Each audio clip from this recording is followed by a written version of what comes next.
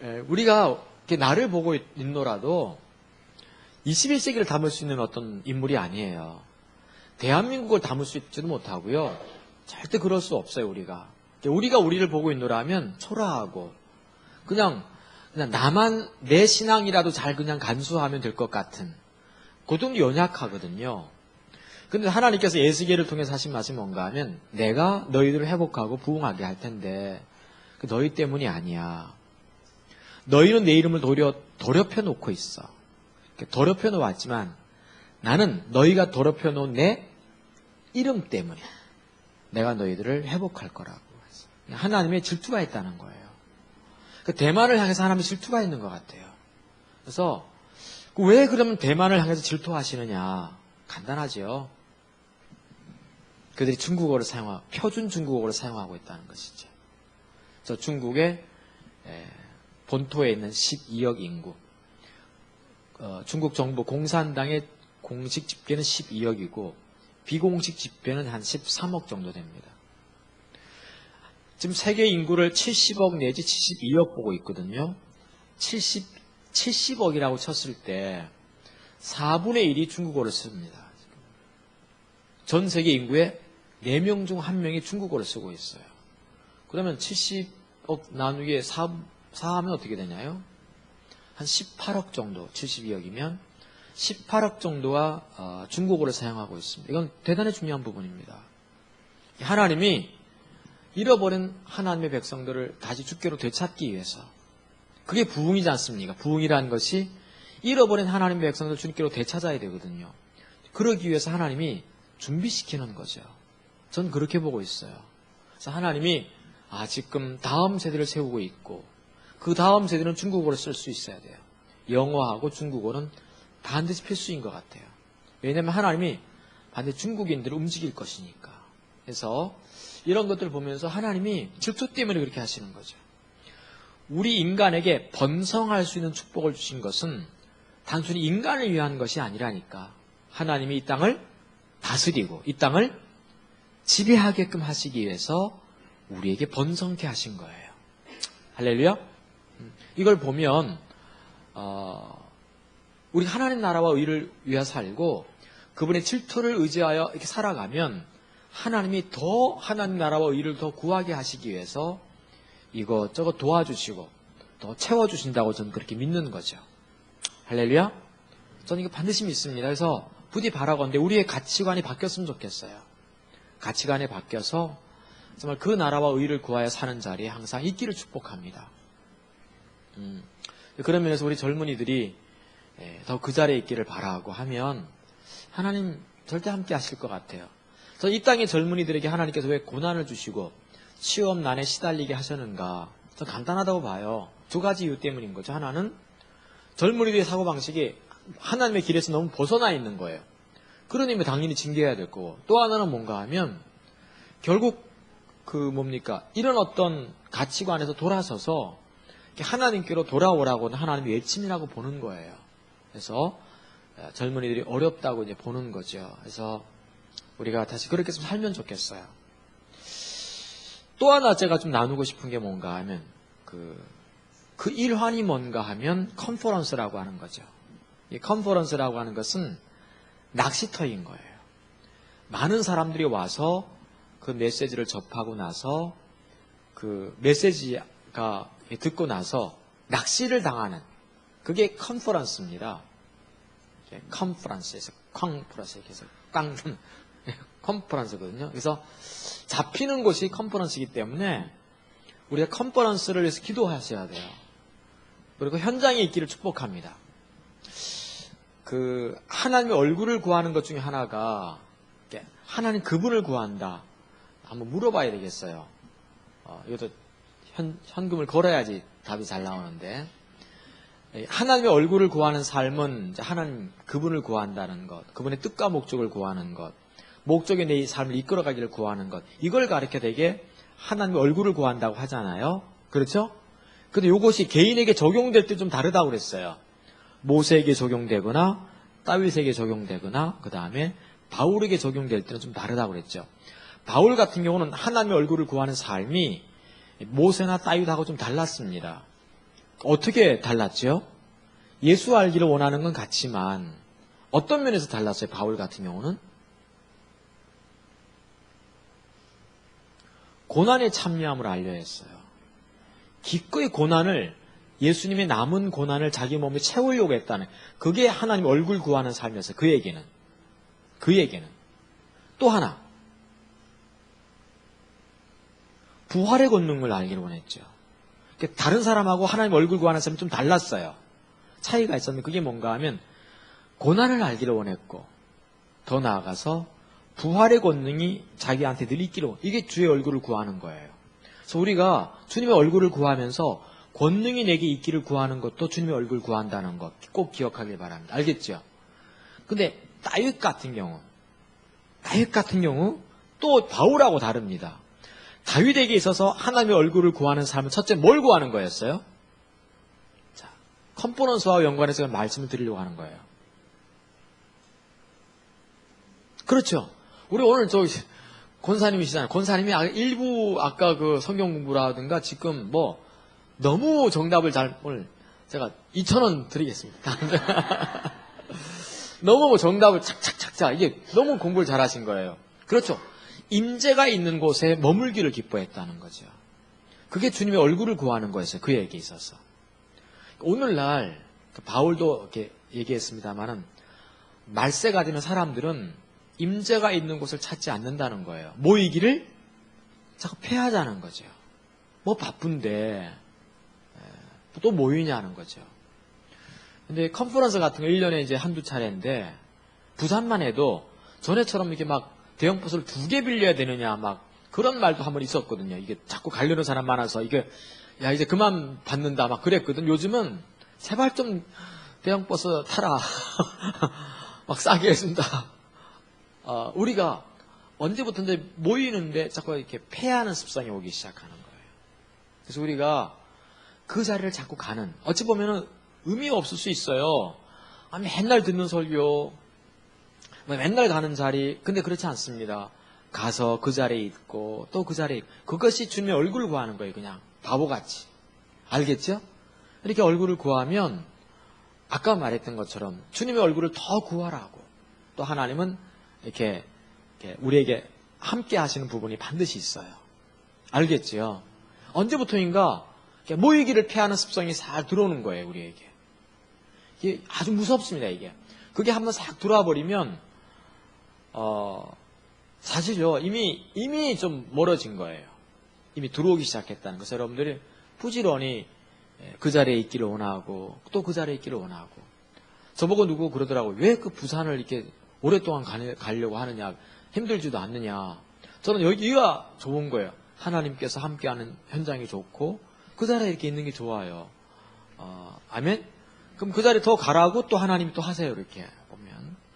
그리고 우리 하나님 절대로 째째하신 하나님 아니세요. 믿습니까? 하나님이 정말 함께 하실 거예요. 저는 그렇게 믿어요. 정말 함께 하실 것 같고, 살아계시니까 그렇습니다. 그래서 한 2가지 이렇게 좀 나누고 얘기를 시작하면 좋겠다. 컨퍼런스 많이 가시기 바랍니다. 가시고 또 주변 사람들에게도 가자고 또 권면하세요. 가서 같이 좀 있자. 그냥 재미가 없더라도 있자. 그냥. 근데 가면 또 은혜 받잖아요. 또 찬양과 얼마나 좋아요. 또 안 가려고 뭘 바쁘냐. 삶의 우선순위를 좀 바꾸라 해서 이렇게 가고, 삶을 조정하는 게 필요하고, 직장 같은 경우도 좀 뭐라 그럴까, 조정하면 되잖아요. 보니까. 아멘?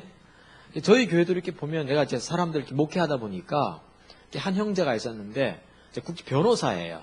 근데 이제 한진해운 법무팀에 있었거든요.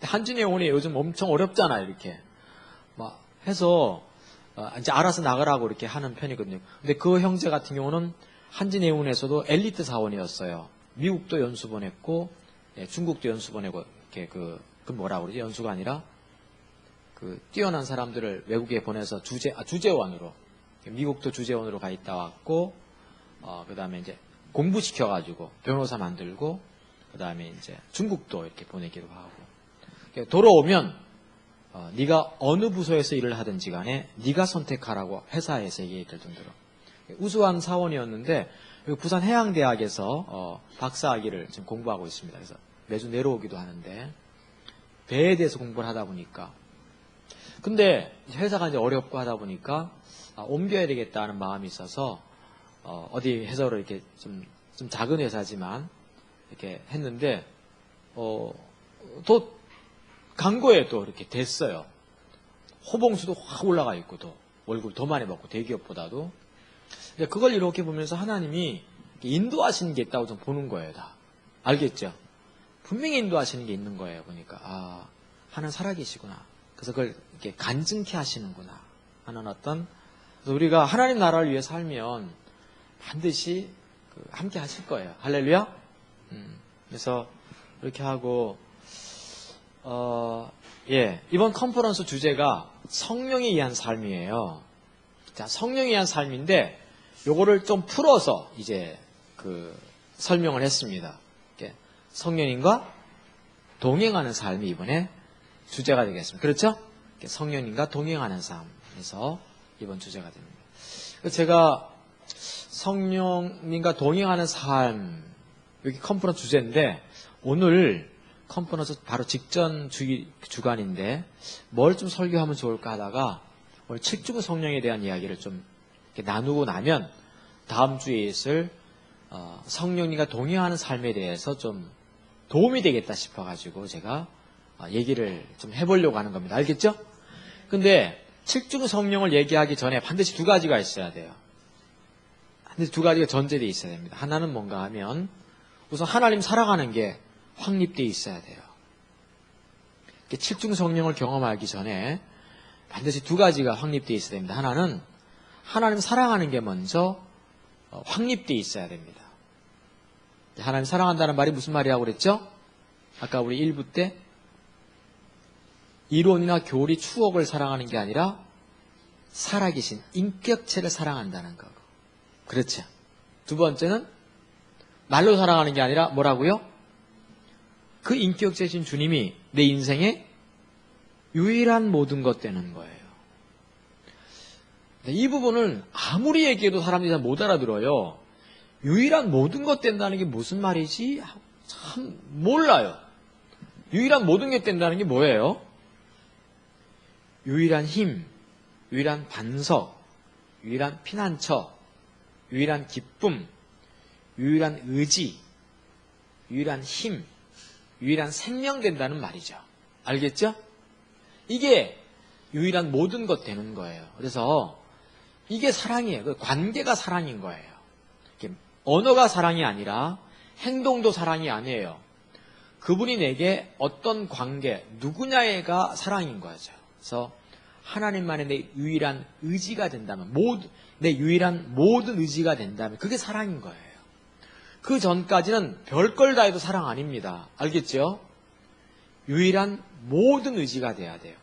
유일한 모든 피난처가 돼야 돼요. 유일한 모든 기쁨이 돼야 돼요. 그걸 사랑이라고 불러요. 그 관계가 사랑이에요. 그러니까 사랑은 관계거든요. 그렇죠? 그래서 우리가 그 자리에 있기를 주님의 이름으로 축복합니다. 그래야 돼요. 세 번째, 사랑은 뭐라고 그랬죠? 지속되는 거예요. 영원히 지속될 때 그게 사랑입니다. 사랑은 오래 참고 오래 가는 거예요. 사랑은 지속되는 거기 때문에 그것이 한나절 반짝하는 게 아니라 불나비 사랑이 아니라 뭐예요? 지속되어질 때 사랑인 거죠. 아멘? 네. 자, 이게 먼저 확립이 돼야 돼요. 우리 가운데. 그래야 칠중 성령을 얘기하더라도 이해가 돼요. 또 하나가 있어요. 하나님 중심적인 삶이죠. 하나님 중심적인 삶은 그냥 쉽게 얘기해서 말이 하나님 중심적인 삶이니까 내가 먹든지 마시든지 주를 위해서 하고 사나 죽으나 나는 주의 것이고 모든 것을 주님의 영광을 위해서 하는 것. 이게 하나님 중심적인 삶이잖아요.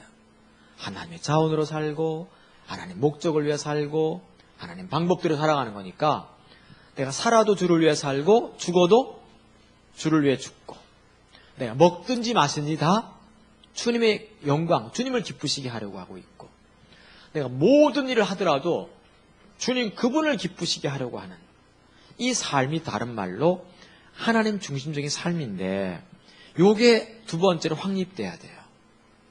그럴 때 칠중 성령의 어떤 거룩한 유업을 누릴 수가 있어요. 이제 칠중 성령이라고 하는 것은 하나님께서 우리에게 주시는 유업 중에 하나입니다. 아멘? 유업 중에 하나가 회복과 부흥이기도 하고 유업 중에 하나가 뭐라고요? 칠중 성령인 거예요. 다시 말해서 성령님은 한 분이신데 칠중이니까 7가지의 귀한 역할이 있다는 거예요. 7가지 귀한 역할들을 담당하시면서 성령께서 임하신다는 거거든요. 칠중 성령이니까. 성령님은 한 분이시지만 칠중 7가지 면에서 영역에서 강력하게 하나님 성령께서 일하신다. 칠중이에요. 그래서 이것을 경험할 수 있기를 축복하는 거죠. 할렐루야? 경험해야 돼요. 성령님은 반드시 경험해야 돼요. 정말 경험해야 됩니다.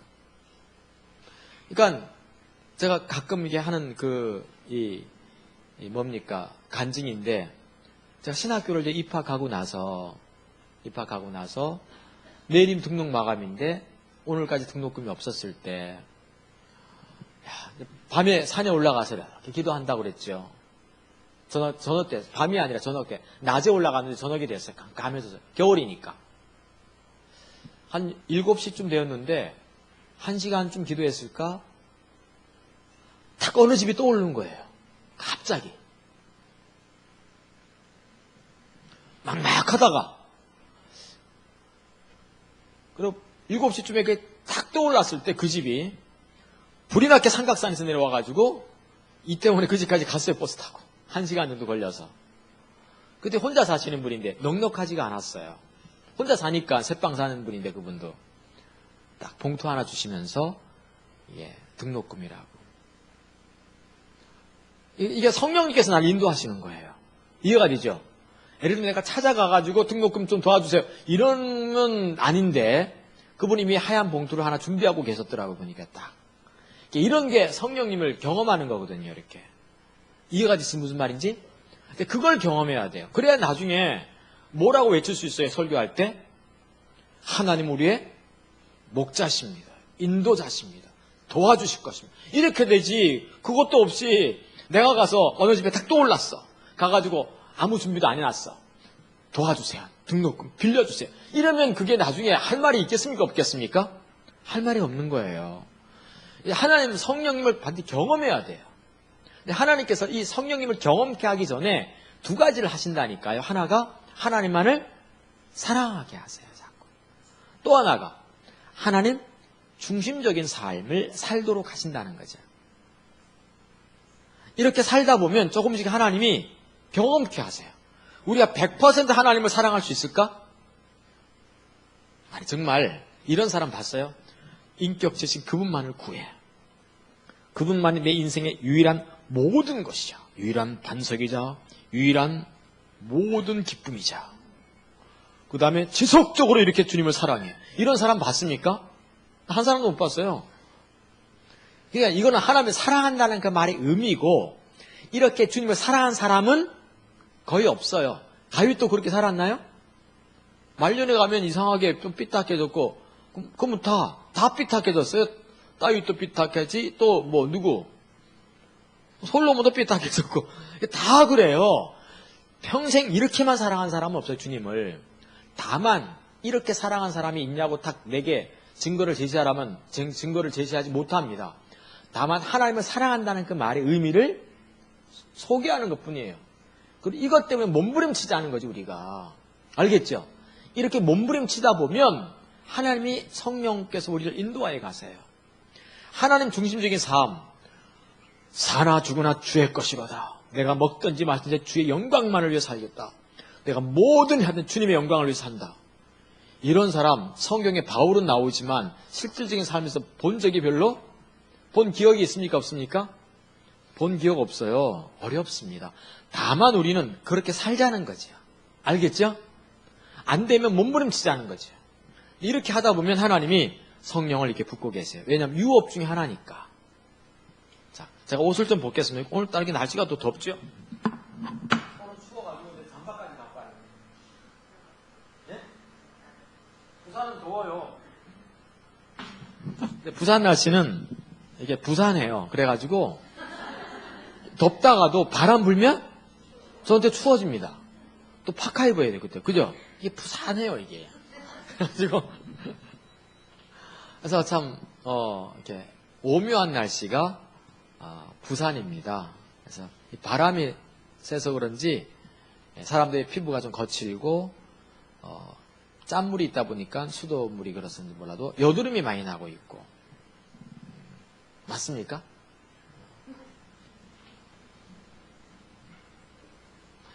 서울은 공기가 많아서 여드름이 더 많고요.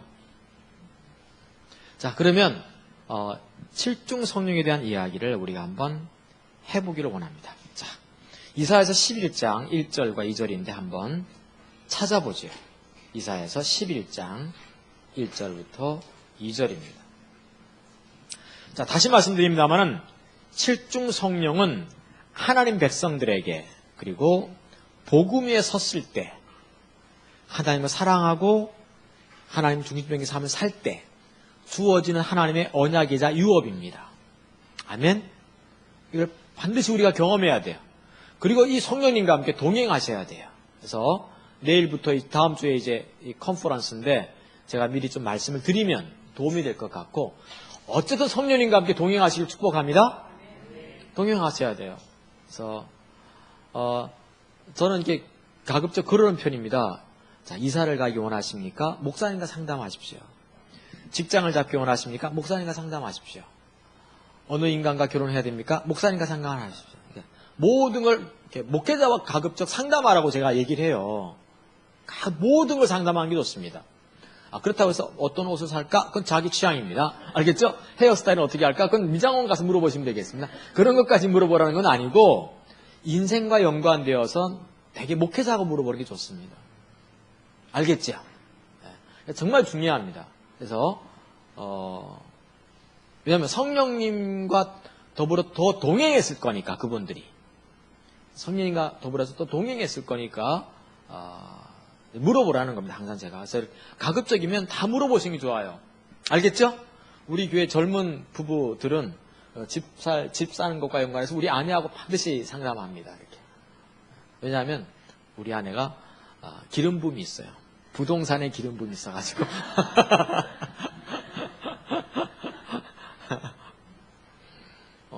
그거 무시 못합니다. 안 그래요? 네. 저한테도 이렇게 물어보셔도 좀 괜찮습니다. 저한테 좀 물어봐도 이렇게 제가 좀 얘기를 합니다. 너는 뭐 부자냐? 내가 좀 진작 관심을 가졌어야 돼요. 제가. 돈에 대해서. 그때는 주님만 있으면 되지. 이러다가 보니까 하나님 나라도 보니까 좀 돈이 많이 필요하더라고요. 보니까 우리 사무교 선교도 좀 돈이 좀 있는 분들이 좀 들어와야 돼요. 그래가지고 뭡니까? 하나님 나라 일을 많이 할 수 있도록 좀 하면 좋겠어요. 자, 이사야서 11장 1절과 2절. 이새의 줄기에서 한 싹이 나며 그 뿌리에서 한 가지가 나서 결실할 것이요. 이새의 줄기는 메시아, 다윗의 자손 중에서 메시아가 난다는 그런 예언이죠.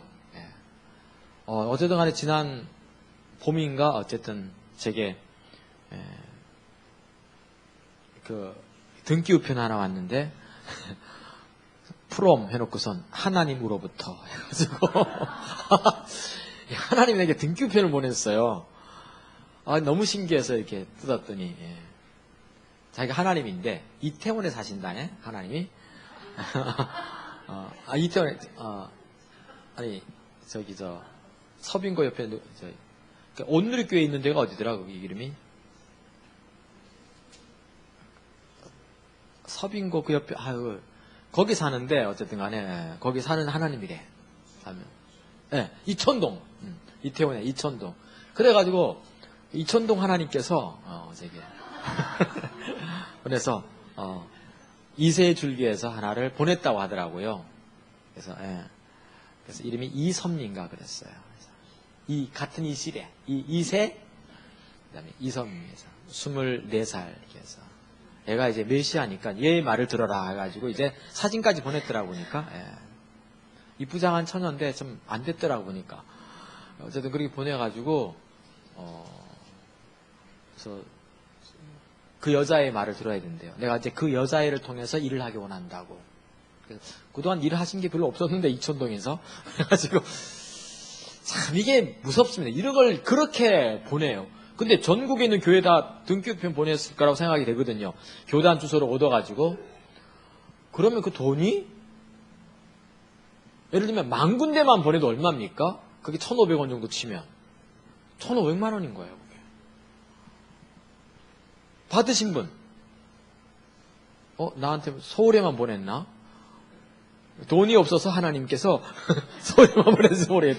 어쨌든 간에 와 이거 너무 안타까운 거예요. 이새의 줄기에서 한 싹이 나며 그 뿌리에서 한 가지가 나서 결실할 것이요.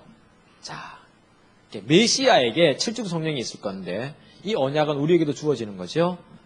여호와의 신, 제1신이죠. 2. 지혜, 3. 청명의 신이요. 4. 모략, 5. 재능의 신이요. 6. 지식과 7. 여호와를 경외하는 신이 그 위에 강림하시리니. 그래서 알다시피 메시아에게는 칠중 성령께서 와 있다 하는 거죠. 그리고 이 칠중 성령에 대한 메시아에 대한 언약은 우리가 알다시피 예언의 이중적 성취, 예언의 다중적 성취의 법칙에 의해서 오늘 우리들에게도 그대로 적용되고 있습니다. 맞습니까? 예를 들면 이사야서에 내가 오늘날 너를 낳았도다 열방을 유업으로 주겠다. 이사야 49장이죠. 열방을 주겠다 그랬으면 그 유업이 누구한테도 주어지는 거예요? 동일하게 예수님 안에 있는 우리에게도 주어진다는 거죠. 알겠죠? 그래서 칠중 성령의 이 언약은 이사야서에 나와 있는 하나님 백성을 향한 복음에 서 있는 사람들에게 주어지는 언약이라는 것입니다. 다시 말해서 십자가의 복음의 언약인 걸 볼 수 있습니다.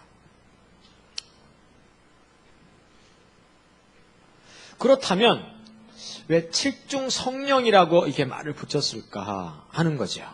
그것은 하나님께서 강력하게 하나님의 질투로 임하셔서 일하실 것이기 때문에 그래서 우리는 그걸 칠중 성령이라 이렇게 부르고 있습니다. 그래서 하나님의 질투가 엄청 커서 칠중적인 역사를 할 거라는 거죠.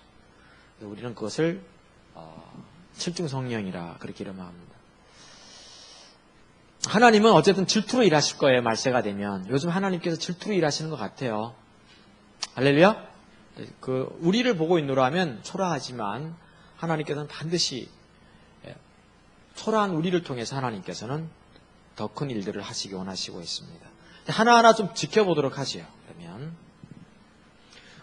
우선 여호와의 신, 곧 이렇게 했잖아요. 히브리어에는 곧이 없어요. 동그라미 쳐놓고선 빼세요. 그냥 동그라미 쳐놓고선 이렇게 빼는 거 있잖아요. 돼지꼬리 빼버리면 됩니다. 원래 성경에는 없습니다. 없는데 우리말 성경에는 이렇게 집어넣었어요. 그냥 곧. 그래서 원래는 없습니다. 그래서 이렇게 알겠죠? 이렇게 곧 없고 그냥 이렇게 영어 성경에도 없어요. 그래서 보통 예 보면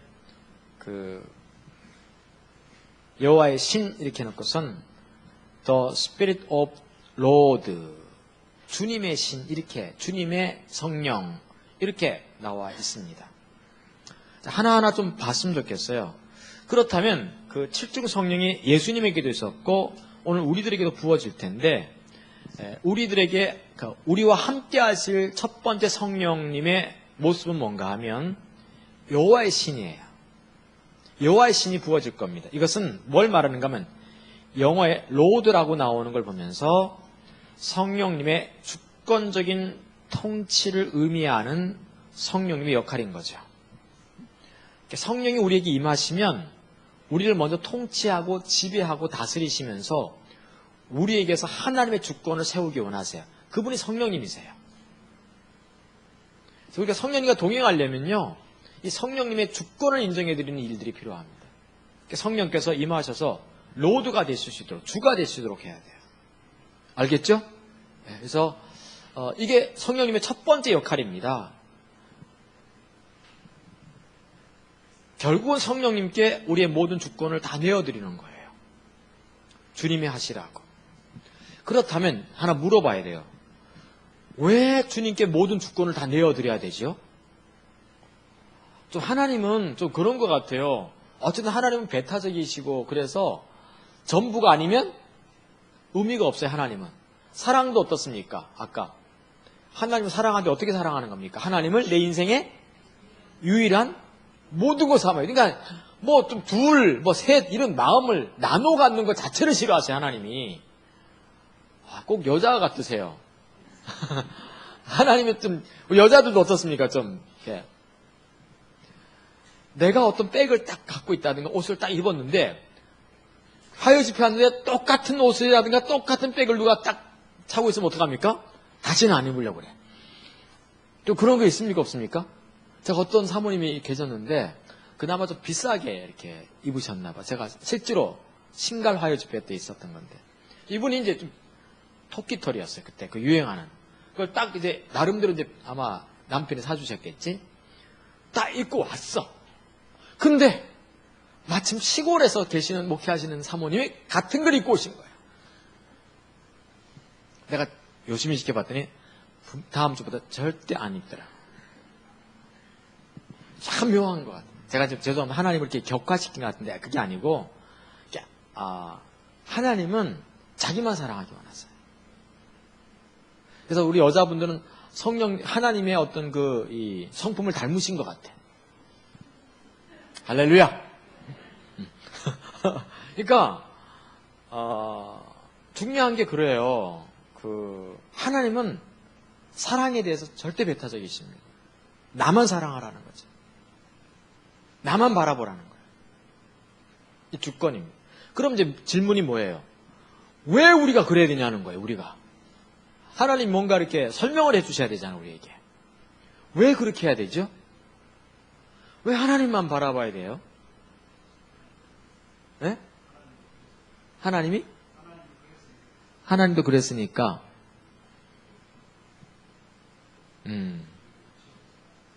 하나님도 우리를 그렇게 사랑하셨으니까.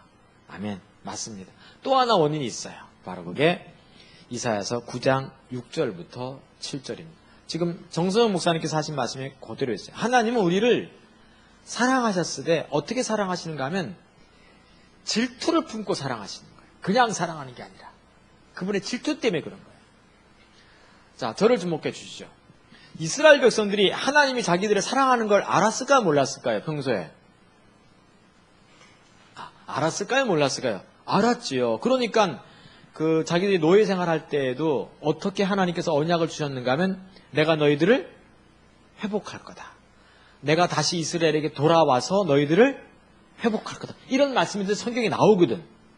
근데 이스라엘 백성들이 하나님이 자기들을 사랑하셔서 하나님이 자기들에게 돌아오셔서 자기들을 회복할 것은 알고 있었을지 모르지만 질투를 품고 사랑하는 줄은 몰랐어요. 사랑하되 그냥 질투를 품고 사랑하는 줄은 몰랐어요. 그래서 하나님께서 오셨는데 그분이 누구십니까? 예수님이세요. 하나님이 예수님에 대해서 오셨는데도 불구하고 이스라엘 백성들이 믿어요, 안 믿어요? 설마 하나님이 인간이 돼서 오실 줄은 몰랐던 거예요. 그 정도로 질투를 품고 사랑하시는 거죠. 근데 정소영 목사님 말씀이 맞는 거죠. 그러니까 하나님 우리를 사랑하셨는데 어떻게 사랑하신 겁니까? 인간이 되실 만큼 사랑하신 거예요. 하나님은 인간이 되면 안 돼요. 하나님이 인간이 되면 됩니까? 안 됩니까? 안 되는 거예요. 오늘 부산역 보니까 부산역에 여호와 증인인가 이렇게 안시 마리성도 뭐 이렇게 나와서 전도하는데 보니까 뭐라고 써놨는가 하면 앞에다가 예수는 과연 실질적 존재 인물인가 그걸 해놨더라고 보니까 이게 어딘지 모르겠어요 그게. 근데 분명히 기억할 것은요 하나님이 얼마나 우리를 사랑하셨는지 인간이 되신 거예요. 그 정도로 질투를 품고 사랑하셨어요. 너무 귀한 거죠. 그걸 이스라엘 백성들이 이해를 못했어요. 자기들이 그 정도까지 사랑할 줄은 몰랐어요. 자, 그러면 인간이 돼서 오셨는데 줄기에서 이렇게 태어나셨는데 이사야 9장 6절과 7절에 보면 찾지 마십시오. 이는 한 아기가 우리에게 낳고 야기하면서 그 어깨에는 정사가 있었다 하는 거죠. sovereign, 통치하고 다스리심이 있었다. 그러니까 예수님 어깨에는 뭐가 있는 겁니까? 이 땅을 다스리고 통치하는 지배권이 있었다는 거죠. 예수님에게. 하나님께서 예수님에게 모든 지배권을 다스려줘. 그러니까 정사를 어깨에 맸다는 것은 뭔가 하면 모든 지배권과 다스릴 수 있는 권세를 예수님에게 주셨다. 계급장을 주신 거예요. 그 어깨에 딱. 이게 권세가 있었다는 겁니다. 또 하나는 기묘자라. 근데 그 이름을 뭐라고 한다? 그분이 모든, 예수님께서 우리에게 정사를 메고 오셨거든요. 정사, 모든 권세, 모든 권력, 통치하고 다스릴 수 있는 모든 권세를 갖고 이 땅에 오셨는데, 오셔가지고 하시는 게 뭐냐 하면 기묘자가 되어주세요. 그 이름은 기묘자라. 기묘자가 뭐죠? 영어로는 wonderful이라고 불러요. 그 이름은 wonderful이라. wonderful이라는 것은 기이하고 놀랍고 정말 신기하다는 이 말. 원래 히브리어에는 그게 신기하다는 말이 더 가깝습니다. 근데 그걸 우리말로는 기묘자라 했고, 영어에는 wonderful이라고 표현한 거죠. 놀랍다, 기이하다. 이렇게 표현했는데, 원래는 정말 하나님께서는 예수께서 모든 정사를 딱 짊어지셨는데, 우리에게 뭐가 되어주신다? 기묘자가 되어주세요. 우리의 삶을 원더풀로 바꿔놓는다는 거죠. 정말 하나님 원더풀 하신 분이세요. 아멘? 이게 좀 믿으셔야 돼요. 좀 경험하게, 성령님과 동행하시면 그분이 뭐가 된다? 원더풀이에요. 원더풀. 그거 있지 않습니까? 원더풀인 거예요. 그래서 하나님이 제 인생을 돌아보면 하나님 원더풀이에요. 정말 원더풀이셨어요. 그분은 실수가 없는 원더풀이신 거죠. 할렐루야? 성령님과 동행하면 그렇다는 거예요. 원더풀이 되어서 동행해 주시는 거죠. 모사라. 모사는 영어로 뭐라? 카운셀러. 다시 말해서 이렇게 상담자가 되어 주시는 거죠. 전 참 상담자 되어 주시는 분이 참 좋은 거예요. 그분은 내 얘기를 들어주시기도 하고, 정사를 가지신 분이라니까. 정사를 가지셨기 때문에 원더풀하게 일을 처리하는 거죠. 여러분들 누구 한 사람 알면 진짜 신납니다. 요즘은 좀 누구 하나 알아도 별로 좀 백이 안 될지 모르지만, 옛날에는 내가 대통령을 안다 이러면 이건 진짜 대단한 거 아니겠어요? 왕을 안다 하면 정말 대단한 거거든요. 그래서 원더풀하게 일을 처리해 주시는 거고, 그 다음에 모사가 되어주세요. 카운셀러가 되어주셔서 한 분 한 분의 고민들 들어주시고 고독의 얘기들 들어주실 겁니다. 살다 보면 고독합니까? 안 합니까? 가을이 왔어요. 네? 다 고독하지요. 주님의 얘기를 들어주시는 거죠. 오늘날은 알다시피 좀 바뀐 거 아십니까? 유행과 가사도 좀 바뀌고 있고, 영화 테마도 좀 바뀌어갑니다.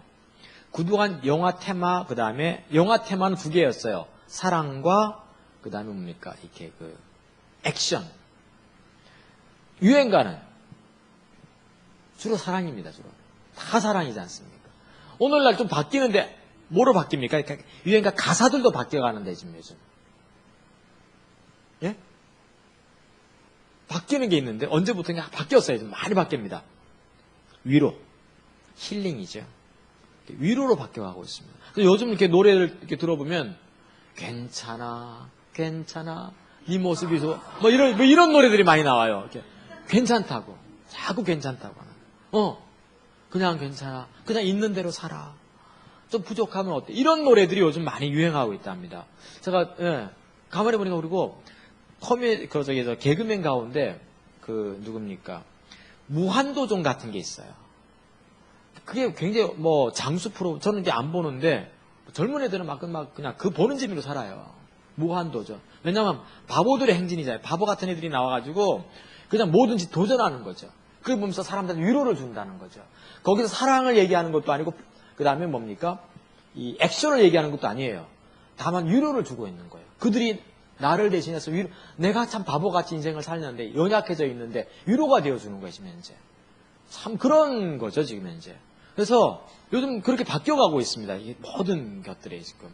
그래서 요즘 위로가 필요할 때예요. 사람들이 어디서 위로받고 싶은 거예요. 근데 주님이 뭐가 되어주신다? 위로가 되어주신, 그게 모사가 되어주시는 거예요. 그냥 밤새도록 여러분들 얘기 들어주시는 분이 누구세요? 주님이세요. 그래서 외로우시면 밤새도록 그냥 와서 우세요. 할렐루야? 제가 이제 어디 모처를 하나 만들어 놓으면 거기 오셔서 그냥 밤새도 울다가 가시기 바랍니다. 힐링 하우스가 필요해요. 한번 이용할 때 10,000원. 내가 이게 하면 돈 벌겠다고 보니까 그래서 서울에 한 군데, 부산에 한 군데 이렇게 몇 군데 지금 이렇게 알아보고 있어요.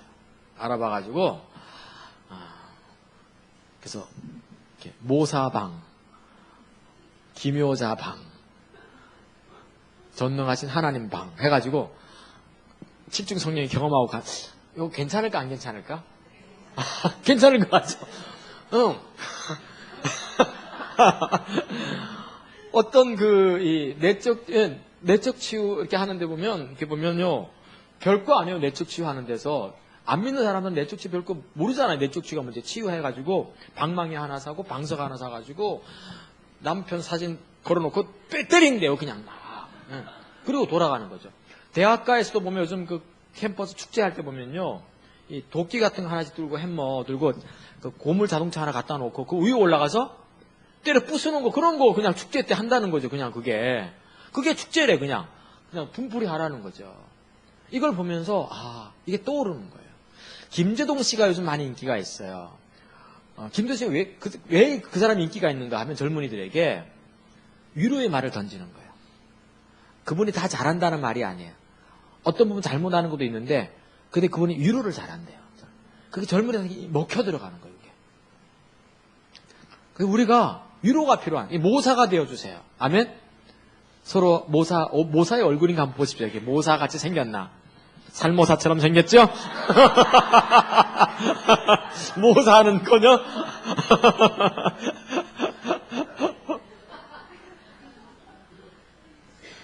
그의 어깨에 정사가 메었는데 정사를 가지고 뭐하냐?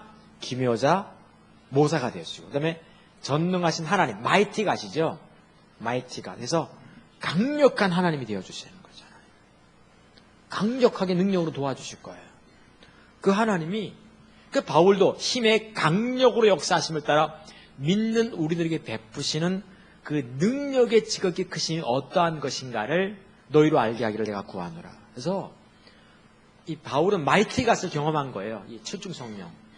마이티 갓, 강력한 하나님을 경험해야 돼요. 믿습니까? 그 하나님 동행하면 이렇게. 그 다음에 영존하시는 아버지라, everlasting father라고 영어에 나오는데, 그러니까 아버지가 영원한 거예요. 그냥 한 번 아버지가 아니라 늘 오늘도 아버지 되어주시고 내일도 아버지 되어주시고 순간순간마다 하나님이 내 아버지 되어주시는 거죠. 아버지 된다는 말 항상 뭐라고 그랬죠? 성경에서 아버지, 아들, 이거 뭘 의미한다고 그랬어요? 약속과 유업을 주시는 분, 기도를 응답하시는 분과 연관이 있습니다. 내 필요를 공급하시는, 아버지는 항상 필요를 공급하시는 분과 연관이 있어요. 그 단어가 쓰임 받을 때. 그러니까 탕자, 둘째 아버지 이렇게 하면, 둘째 아들이 아버지 이렇게 하면 항상 필요를 공급하시고 채워주시는 아버지거든요. 그분이 everlasting father인데 영원하신 아버지인 거예요. 늘 우리의 필요를 공급하시는 분이 하나님이시라는 거죠.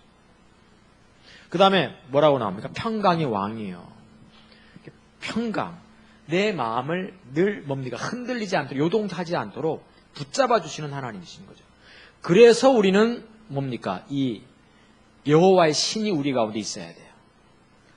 여호와의 신이 우리 가운데 있어야지 나에게 어떻게 합니까? 정사를 메신 그분이 기묘자로, 모사로, 영존하신 아버지로 이렇게 같이 있으시면서 뭡니까? 나를 평강의 왕 오셔가지고 여호와의 신이 항상 여호와의 신 아래서 내가 살 수 있도록 만들어 놓으시는 거죠. 하나님께 기도할 때 이렇게 기도하세요. 하나님, 여호와의 신을 부어달라고. 할렐루야. 여호와의 신을 부어달라고. 여호와의 신이 와야 돼요. 그 성령님과 동행할 때 여호와의 신을 부어달라고 하셔야 돼요. 두 번째, 칠중 성령, 지혜의 신입니다. 우선 지혜가 뭐냐? 성경에서 항상 말하는 지혜는 두 가지입니다. 하나는 세상 관원의 지혜, 또 하나는 하나님의 비밀한 것을 알게 만드는 지혜. 이 두 가지가 항상 지혜예요. 알겠죠? 하나님의 비밀한 것을 보게 만드는 지혜, 세상에 관원의 지혜가 있어요. 바울도 말하기를 너희들에게 지혜 주시는데 그것은 세상 관원의 지혜가 아니라 하나님의 비밀한 것을 알게 만드는 지혜라고 했거든요. 로마서에서 말씀하고 있죠. 그래서 여기서 지혜의 신, 하나님의 비밀한 것들을 볼 수 있도록 안목을 갖게 만드는 기름 부음이 우리 가운데 항상 부어져야 돼요. 근데 하나님의 비밀한 것이 뭐예요? 줄긋고 두 가지죠. 크게 그냥 여러 가지 더 있습니다만 그냥 간단하게 설명하고 넘어가려고요. 하나는 뭐예요? 그리스도입니다. 그리스도를 알게 하는 거죠. 하나님의 비밀한 것 중에 가장 비밀한 것이 뭐예요? 예수님이세요. 그리스도를 알게 하시는 겁니다. 또 하나는 뭐예요? 하나님의 뭡니까? 인도를 보게 만드시는 거죠. 지혜라는 것이. 하나님의 인도를 보게 만드시는 거예요.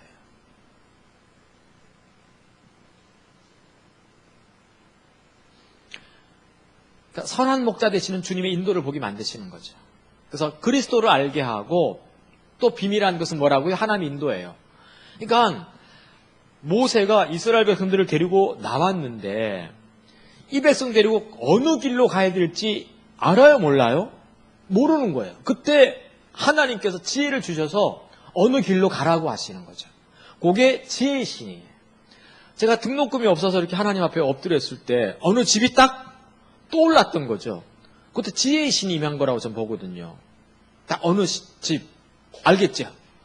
저는 또 한 가지 지금도 늘 말하는 게 신기한 건데 내일이면 이제 입학식인데 신학교 딱 그 전날이가 갔는데 갈 곳이 없어가지고 저녁 한 7시쯤 도착했거든요. 그때 깜깜하더라고요.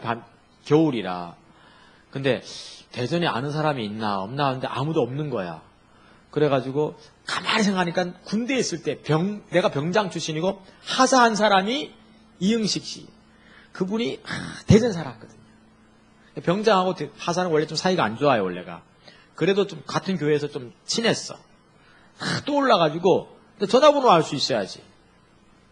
그때 제가 이제 공중전화 박스 가가지고 이제 뭐 기도를 간절하게 한 건 아니고 그냥 굵은 글씨로 인쇄된 교회로 전화를 해봐야 되겠다. 그 교회 다니는지. 그래서 전화를 했더니 전화 받으시는 분이 자기 아들이라고 그러더라고요. 근데 그 이영식 목사가 근데 목사가 됐어요 나중에. 우리 홍철수 목사님과 같은 교단이에요. 갑자기 오늘 홍철수 목사님이 이영식 목사 아냐고 그러길래 어떻게 안 했더니 이영식 목사라는 사람이 자기가 김계현 목사를 안다고 딱 그러더라고요. 그러니까 이제 얼굴이 나가니까 이제 알게 됐나 봐요 제 얼굴을. 제가 전화했더니 내가 그 집에 있었다고 했더니 모르더라고. 제가 일주일 동안 그 집에 있었거든요. 일주일 동안 있으니까 이제 나가라고 그러더라고. 그 하나님 인도를 이게 지혜입니다. 우리가 인도가 좀 필요해요, 안 필요해요?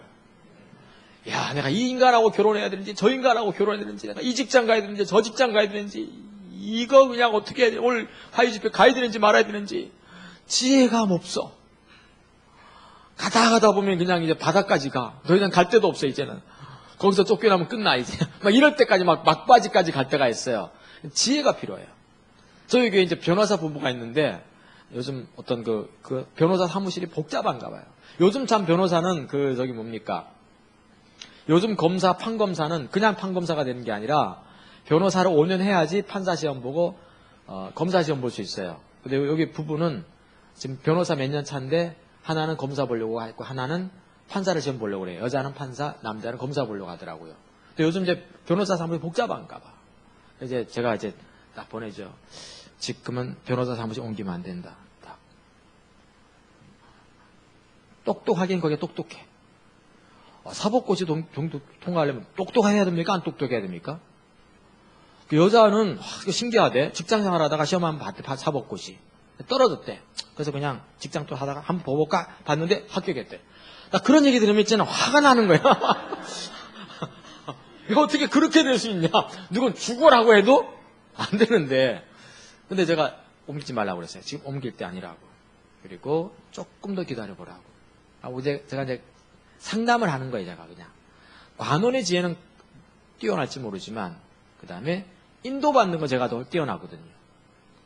할렐루야? 뛰어나요! 이제 상담을 하는 거예요, 이제. 그래서 뭐든지 여러분 목사님하고 상담을 하니까 뭐든지 목사님하고 상담해야 돼요. 알겠죠? 그러니까 똑똑한 채 좀 하지 마, 제발. 목사님이 그래도 기도하면서 새벽에 엎드려 기도하면서 그래도 성령님과 더 동행하시거든요. 알겠죠? 그게 필요해요. 그건 너무 중요하거든요. 그래서 그게 필요해요. 지혜가 필요해요. 그 다음에 세 번째 신이 뭡니까? 총명의 신이죠. 지혜하고 총명하고 어떻게 다르냐? 아까 지혜는 하나님의 비밀한 것, 즉 예수님을 안다든가 그분의 인도를 안다든가 하는 거라고 한다면, 총명은 뭔가 하면 나를 인도에 가실 때 하나님의 그 의도를 보는 거예요. 예를 들면 이거예요. 지혜의 신은 뭡니까? 홍해 길로 가라고 하는구나. 요게 지혜의 신이에요. 근데 왜 홍해 길로 가게 하시는지를 아는 거는 총명의 신이에요. 왜 굳이 다른 길 놔두고 어디로 길로 가게 하세요? 홍해 길로 가게 하시는 거예요.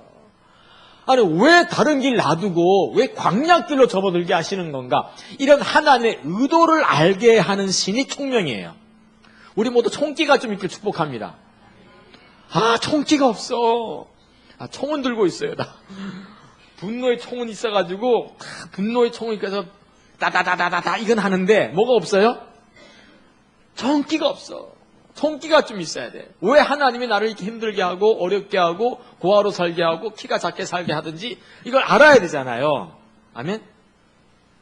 왜 내 눈은 이렇게 쌍꺼풀이 안 지고 있고 막 이런 의도를 알게 하셔야 돼. 이게 의도 알아야 돼. 이게 총명이에요. 이게 지혜가 있고 총명이 있어요. 총명이 우리 가운데 필요합니다. 우리 마음을 열어서 주님의 뜻과 목적, 그 방법을 깨닫게 하는 기름 부음이죠. 정말 중요합니다.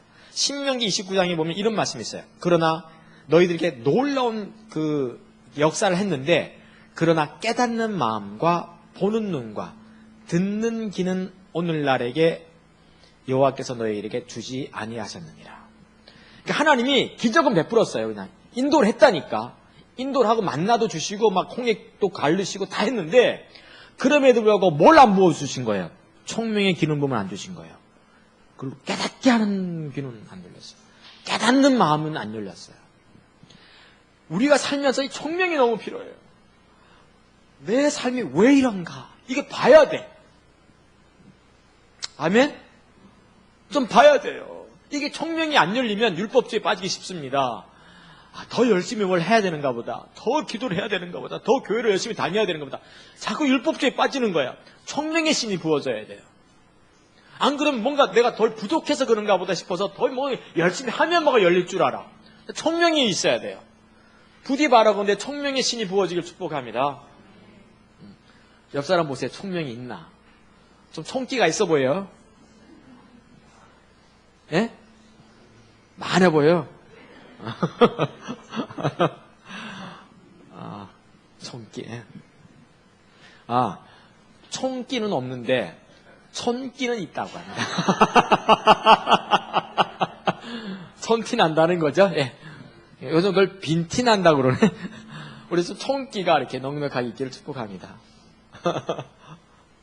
근데 되게 보면 목회자들은 이 총기가 좀 있어요. 왜냐하면 신방 갈 때 하나님 어떤 말씀을 해야 됩니까?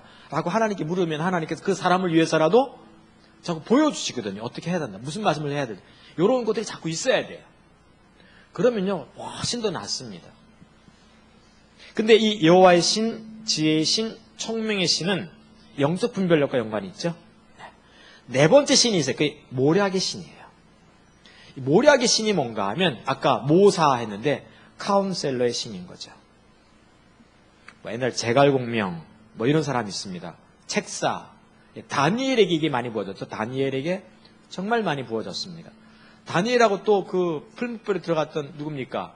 사드락, 메삭, 아벳느고 이런 사람들한테 이런 이 모략의 신이 부어진 거죠. 그래서 정말 모략의 신이 잘 부어졌습니다. 부디 바라건대 모략의 신이 좀 부어졌으면 좋겠어요. 특별히 우리 집사님들, 권사님들한테 좀 모략의 신이 많이 부어졌으면 좋겠어요. 어떻게 목사님께 좀 얘기하고 또 목사님들에게도 모략의 신이 많이 부어져야 돼요. 어떻게 좀 얘기를 해주는 게 낫겠나. 알겠죠? 어떤 우리 교회 중요한 리더 한 분이 교회를 떠나겠다는 거예요. 예수 믿는 게 지쳤대. 이제 복음을 따라왔는데 많이 지친 거예요. 그분에게 귀한 일이 많이 얼마나 귀하신 분인지 제가 말씀을 드릴게요. 이제 다윗상막 하루에 4번씩 돌아가거든요. 네 타임의 예배가 있는데 좀 빠지는 사람이 있을까 없을까요? 인도자가? 있죠. 그럼 아무도 안 나올 거 아니겠어요. 그러면 그 자리를 자기가 다 채우신 분이에요. 그냥 귀한 분이에요. 참 내게 너무 귀한 분이에요. 그분이. 그분한테 이렇게 한 오이코스 맡겨서 이렇게 맡기는데 힘드신 거예요. 좀. 딸의 일 때문에 지치고 자녀들의 일 때문에 지치고 본인도 주님 따라왔는데 어떤 열매가 없으니까 내가 예수 믿는 게 뭔가 해서 제게 문자가 지난 내가 대만 가기 직전에 다 온 거예요. 한 열흘 전에. 뭐랑 목사님 제가 너무 지쳤습니다. 주님 따라가기 힘들고 내가 내 신앙이 왜 이 모양인가 싶어서 당분간 교회를 다 쉬도록 하겠습니다. 그래서 제가 다른 문자를 보냈어요. 그래서 다른 교회라도 가는 겁니까? 했더니 아니 그냥 좀 쉬고 싶다고 이제는. 왜 그럴 때가 있습니까? 없습니까? 솔직히 그죠? 어떨 때는 나도 목회 그냥 어떨 때는 좀 쉬고 싶을 때가 있어. 제가 전에 없었는데 제가 약간 뭐가 있는가 하면 요즘 전에 한번 태국인가 언제 밤 비행기 타고 갈 때인데 처음에 한번 몇 년 전에 딱 생긴 거예요. 비행기를 딱 탔는데 숨이 안 쉬어지는 거죠. 갑자기. 갑갑하니 이 공간 안에 갇혀있다는 게 갑갑한 거예요. 어디 뛰어내릴 수도 없고. 이 공황장애잖아요. 그래서 내가 에어컨 앞에다 이렇게 했었어 그때. 정말 거짓말하지 않고 내가 순간. 그러고 나서는 그 이후에 제가 한번 이번에도 비행기 딱 타면 가끔 내가 이 공간에 혼자 있네. 힘들면 밖에 나갈 수도 없고 하늘에서 뛰어낼 수도 없잖아요. 갑자기 이런 게 있어요. 그래서 내가 이제 그 생각을 일부러 안 하려고 하는 거예요. 제가. 내가 그동안 이게 좀 눌려있나 봐. 내가 지금 좀 정신적으로 지쳐있구나. 지금 심신이 약해져 있구나. 그걸 느끼겠더라고요. 제가. 근데 그 잠에 이해가 되더라고. 우리 또 그럴 때가 있습니까? 없습니까? 다 그냥 항상 기뻐가 주님으로 막 만족하고 주님이 나의 반석 그러나요? 아휴. 뭐 그게 사람인데 특히 자녀 때문에 그럴 때 자녀가 안 풀릴 때 막 그게 더 오거든요 우리가. 근데 내가 이제 제가 문자를 뭐라고 보내겠어요? 문자를 보낸 거죠. 힘드시지요. 우선 제가 잘 인도하지 못한 거 용서하십시오. 우선 용서부터 빌어야 돼요. 용서하지 말고. 그래도 우리 다 힘들 때 어려울 때 다시 주님 바라보고 하나님 그 일에 그냥 좀 동참하면 어떨까요? 하고 제가 이제 구절구절 이제 좀 구성지게 써서 보냈어요. 그 대만 갔다 왔거든요. 근데 대만에 있을 때였어요. 우리 목사님께 딱 문자 왔는데 다시 오기로 했습니다. 네, 다시 비전을 붙잡으신 것 같다고. 우리가 가끔 비전 붙잡고 가다가도 힘들 때가 이 하여 집회가 그냥 그렇게 좋았었는데 어떨 때는 이제는 가면 뭐하노? 오늘도 가면 또 뭐하노? 또 그냥 또 막 야단 맞다가 또 뭡니까? 기도 사역 받으려면 또 울고 나오겠지. 또 울면서 또 기도 사역 받으면 뭐하노? 집에 가면 또 다 그냥 또 도루묵이겠지. 또 다시 또 하여 집회 오면 또 가겠지. 또 그럼 뭐하노? 또 사랑하라고 그러겠지. 전심으로 사랑하라고 그러겠지. 또 기도 사역 받다가 울겠지. 그러면 또 뭐하노? 이제 이렇게 이제 이게 가는 거야 자꾸 이게 자꾸 갈 수 있어요 우리가. 여러분은 안 그래요? 여러분들 그냥 주님으로 충만하고 오늘도 주님 바라보고 있고 주님 만나고 그러시나요? 막 이럴 때가 있어요. 막 뭐하노 이러다가 내 인생 뭐하지? 벌써 내 나이 벌써 온 지 6년 지났는데 40대 꽃다운에 왔다가 벌써 50대 중반이네. 이러고 다시 6년 지나고 60 넘잖아. 하면서 막 그냥 이러고 있을 때가 있어요. 주님이 상담자 되어주세요. 아멘? 고독 얘기하고 또 고독을 얘기하고. 근데 여러분 기억할 것은요. 믿음은 반드시 우리를 고독해 만드십니다. 믿음의 한 과정이 고독이에요. 자, 아브라함 고독했을까 안 했을까? 60세 때 집 떠나라고 하는데 밤에 이삿짐 쌌는데 사람들이 어디 이사 가냐? 이사가. 어디 가는데? 몰라. 갈 바를 알지 못하고 길을 떠나는 사람만큼 고독한 게 없습니다. 안 그래요? 여행을 하다가도 뭡니까? 좀 우리 이호 목사 이번에 2주간 저하고 같이 이제 쭉 갔는데 한 2주쯤 되니까 집에 가고 싶지 않아요? 집에 가고 싶어요. 2주쯤 지나면 집에 가고 싶어. 그때 집에 빨리 돌아와야 돼요. 그래서 열흘이 제일 좋습니다. 나는 성주 순례 갈 때 13일, 14일을 내가 가리라. 그 사람들은요, 뭘 본 것도 기억 안 나고요. 빨리 집에 가고 싶은 생각만 들어요. 적당한 여행 기간이 있거든요. 그게 10일입니다. 넘어가 버리면요, 아무리 좋은 걸 봐도 재미가 하나도 없어진다. 기억도 안 납니다. 그게 열흘이거든요. 사람은 본능적으로 집에 돌아가고 싶은 게 있어요. 근데 그 믿음은 고독이에요. 아브라함, 그냥 다윗은 안 고독했을까요? 그가 광야 다니면서 얼마나 고독했는지 몰라요. 자, 그러면 또 요셉 노예로 팔려다니니까 그 고독은 말할 수. 노아 방주 120년 동안 짓고 앉아있어. 믿음은 고독이에요. 가을 고독 말고 믿음은 하나님 말씀에 의지해서 살아가는 게 믿음이잖아요. 말씀에 근거해서. 근데 그 말씀에 근거해서 살아갈 때 내일이면 내가 아무것도 잘 된다는 보장이 없기 때문에 고독한 거예요. 내일이면 예를 들면 1년쯤 지나면 구름 한 점, 2년쯤 지나면 구름 좀 더 큰 거, 이렇게 되는 게 이렇게 되면 고독하지 않을 수 있는데, 믿음은요, 내일 내가 잘 된다는 보장이 하나도 없는 게 믿음인 거예요. 솔직히 하나님이 딱 내일 잘 된다는 보장을 주십니까? 네가 화요 집회 1년만 다녀봐. 내가 반드시 1년 후에는 내가 복 주어서 들어가도 복을 받고 나가도 복을 받고 일어나도 복을 받고. 아니, 그런 하나님의 핑크빛 언약이 하나도 없는 거예요. 맞습니까? 하나도 없어요. 오히려 1년쯤 지나면 안 다뤄진 내만 봐. 그럼 2년쯤 지나면 다뤄졌냐? 더 안 다뤄진 나만 봐. 3년 지나면 어떻습니까? 이건 여전히 자기가 살아있어. 4년 지나면 자기가 죽어요? 아니, 육체까지 살아있어요, 그때. 5년 지나면 자기 육체 신뢰하는 거 다 잃어버립니까? 아닙니다. 기복주의에 신뢰하는 게 다시 살아가기 시작해요. 이게 인간이야. 믿음은 고독한 거예요. 항상 고독해요. 말씀에 의지해서 살면. 그때 상담자 되어주세요. 할렐루야? 결국 그냥 하나님께 가자고 해야 돼요. 믿음은 고독한 거예요.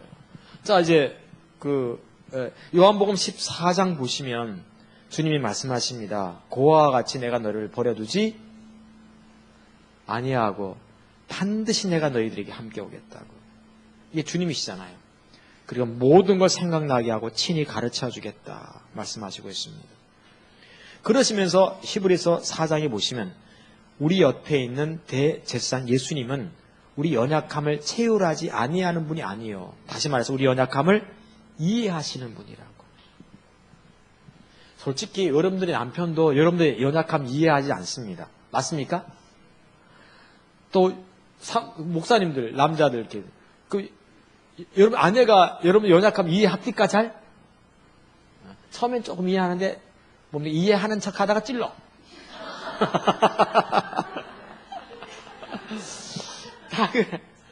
다 그래요. 이게. 이해하는 것 같은데 또 찌를 건 다 찔러대요. 맞습니까? 할 말은 다 해. 고생했지. 그래도 그러면 안 되지. 참 힘들어요 이게. 근데 주님은 우리 연약함을 아시고 계세요. 그래서 카운셀러인 거죠. 그냥 그래서 여러분 혼자 이렇게 좀 산책도 하시고 가을 되니까 이렇게 낙엽도 지니까 좀 산책도 하시고 찬양도 하고 경배도 하시기를 축복합니다. 어쨌든 제가 이렇게 몇 군데 전국 몇 군데다가 이렇게 해서 모사의 방 그것도 좀 괜찮지 않게 딱 7개 방 해놔가지고 어떻습니까? 네. 찜질방 가면 소금빵, 황토빵 이렇게 다니는 것처럼 갑자기 그 생각이 딱 드는 거예요. 아, 찜질방처럼 한 층을 빌려가지고 방을 몇 개 만들어가지고 좀 황토빵, 그 다음에 소금빵, 그 다음에 또 뭐가 있어요? 크리스탈방, 그 다음에 또 뭐 있더라고 보니까 톱밥빵. 그래가지고 이렇게 해서 7개 방을 만들어 놓으면 좀 되지 않겠나 장사가. 탕도 막 히노키탕, 그다음 열탕, 냉탕 이렇게 있는 것처럼 이렇게 이런 게 좀 필요한 것 같아요. 내가 웃자고 한 얘기입니다. 나는 이렇게 머릿속에 사업 구상은 좀 되는데 주님 앞에 내가 좀 회개할 게 많습니다. 모르겠으니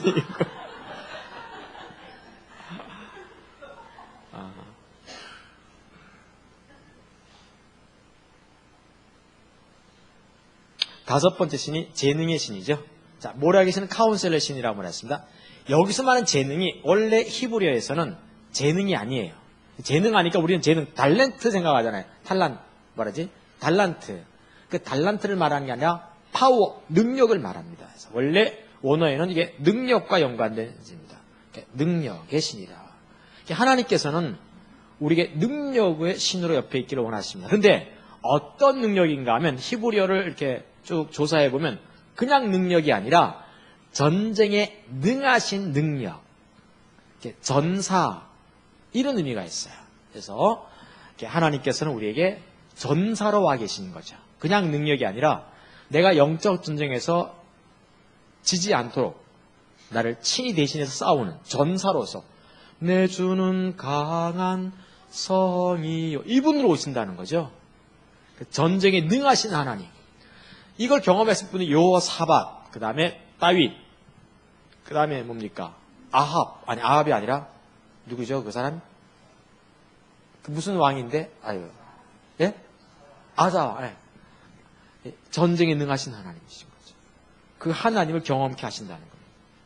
이게 재능의 신, 다시 말해서 능력의 신인 것을 말하고 있습니다. 하나님의 능력의 기름 부음을 말하는 거죠.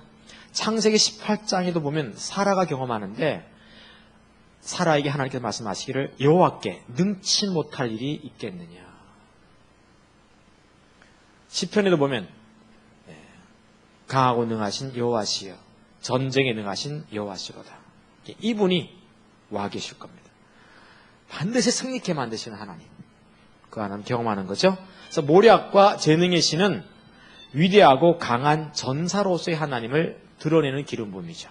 이 기름 부음이 우리 가운데 부어지게 축복합니다.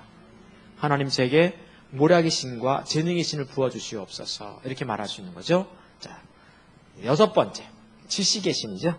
항상 기억할 것은 지식은 크게 뭡니까? 세 가지가 있어요. 세상의 지식이 있고 하나님에 관한 지식이 있고 또 하나가 하나님을 아는 지식이 있죠. 성경에 보면 여기서 말하는 지식은 하나님을 아는 지식 말합니다. 주는 그리스도시요 살아계신 하나님의 아들이라고 바요나 시모나 네가 복이 있다. 이를 네게 알게 하니는 하늘에 계신 내 아버지가 가르쳐 주셨다. 이 신이 부어져야 돼요. 할렐루야?